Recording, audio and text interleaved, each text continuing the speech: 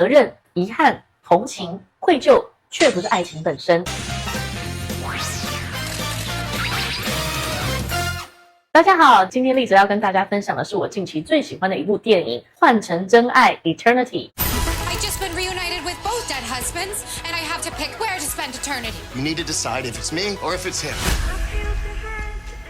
当永恒成为一道比死亡更难的选择题，如果爱情能够跨越死亡，那么永恒究竟是祝福，还是另外一种形式的囚禁呢？换乘真爱 Eternity 是由绯红女巫 elizabetholsen 所主演，故事是设定在一个介于死亡跟永生之间的未来转运站。女主角在过世之后，意外同时遇见了生命中两段同样深刻的爱情，一位是与她厮守65年，陪她走过人生所有喜怒哀乐的第二任丈夫，另一位则是在战场上英勇牺牲，在永恒空间里等待她67年的第一任挚爱，而她必须要在此时此刻选择跟哪一位伴侣共度永生。这个设定看似奇幻，却戳中现实里最温柔又最残酷的地方。当两个你都爱也都爱你的人站在你面前，你的心要如何做出不伤人的选择呢？而永恒又是否真的是人们以为的幸福终点？ Welcome to eternity. This is where you come when you die. And when you pick that thing, you can never leave.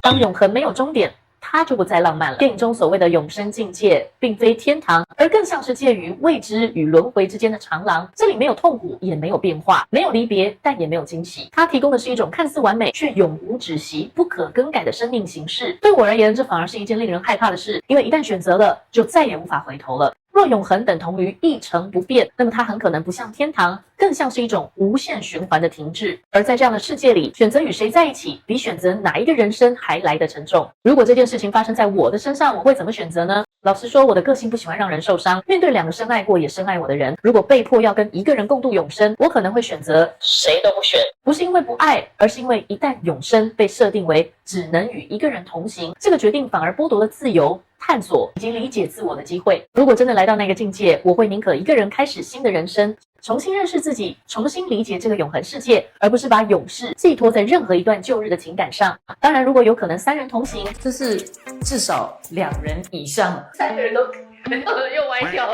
大家一起走向同一个下辈子，那很可能是另一种理想的浪漫。至于下辈子谁和谁会在一起，那是缘分跟相处之间自然流动的结果，而不是永恒制度逼出来的抉择。真正的爱不应该带着同情、内疚或遗憾。这部电影最值得反思的一点，就是在爱里做选择时，我们常常被情绪所捆绑，觉得对方可怜，觉得留下他会伤心，觉得自己欠他的，绝对不能辜负谁。但那些都不是爱，那是责任、遗憾、同情、愧疚，却不是爱情本身。如果要做选择，唯一该问的是，我的心真正倾向的是谁？我是因为爱他，还是因为不想伤害他？因为任何不是基于爱的决定，最后都会把2个人困在不属于彼此的生命里，尤其是在永恒这么漫长的时间尺度之下。这部电影用永恒提醒我们珍惜当下。